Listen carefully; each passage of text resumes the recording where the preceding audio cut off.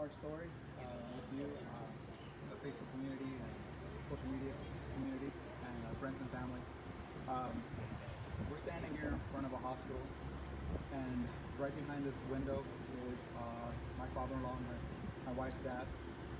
He's been here about a month.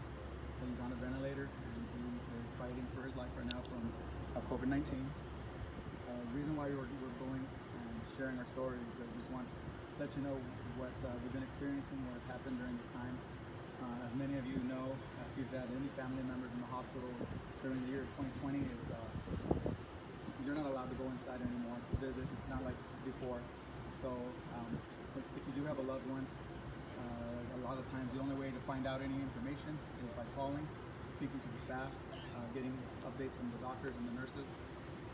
And in our case, we're pretty fortunate that we do have at least we have a window.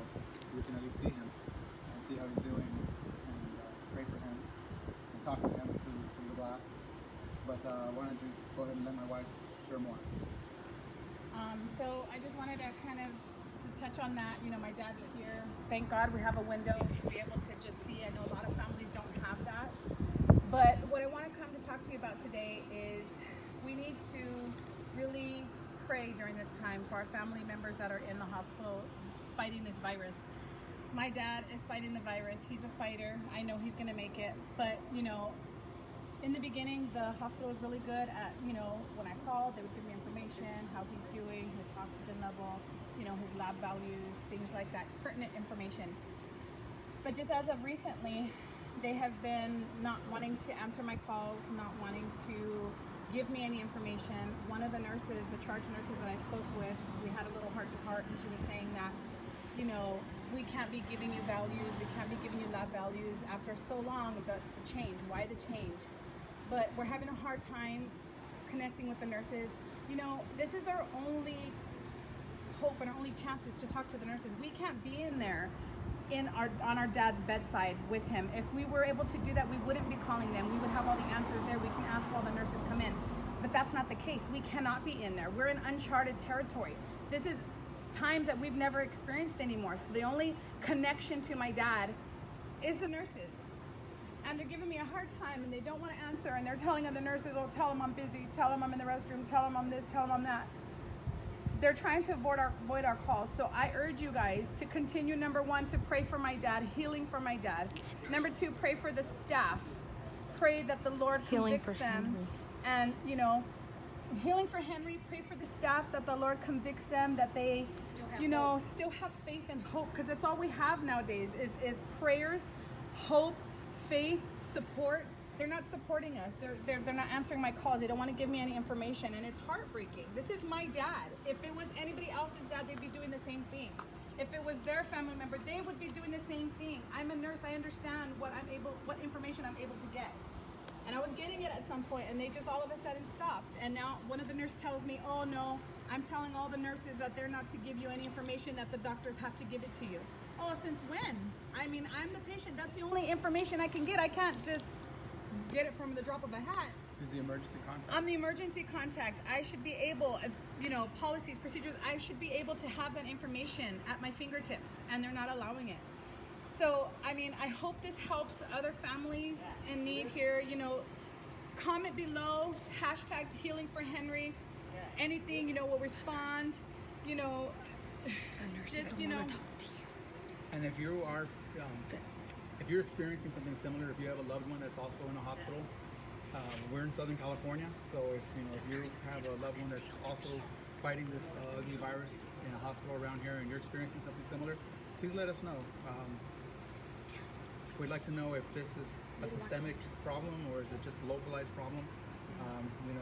With this pandemic shutting out visitors, we're not sure if staff is maybe taking advantage, maybe hiding behind that so they don't have to do as thorough of a job.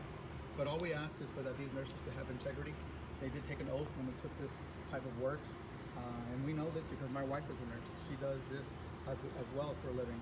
And so that's why these values are so important to her, because it gives her a snapshot view of how her dad's doing. And although we do trust in God and we're believing in God for his complete healing, as we're going through this process, the information is helpful. And that's why we would like to be able to have these updates and be able to disseminate that to my father-in-law's or my mother-in-law, Henry's wife, and to his other daughters and other family. My sisters, my family Right. members. You know, I don't want them to give up hope. I'm not giving them hope. You know how many people are praying from him from around the world, different cities, different states. Our church, our prayer team, 24-hour shifts around the clock, we're praying. We're not losing hope.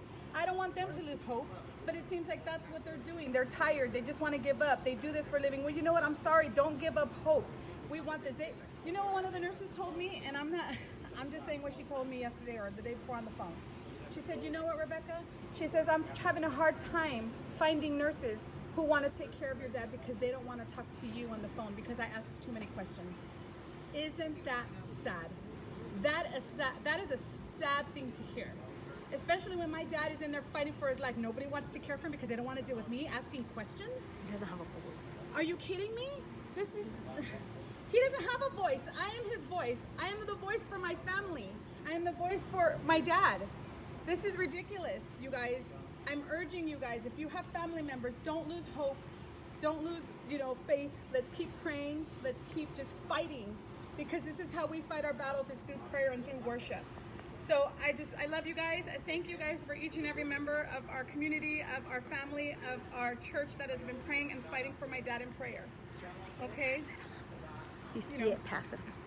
If you see this message, please share it. I want this to go viral because I'm not sure if this is what's happening in other hospitals, but it's happening here in our specific case with my dad. And I'll be darned if I'm not going to fight for him.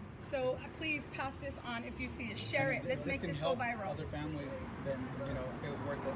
We want to be able to make sure this doesn't happen to another family, because this is a battle that we are going through as a country and as a world, as we're all facing this pandemic.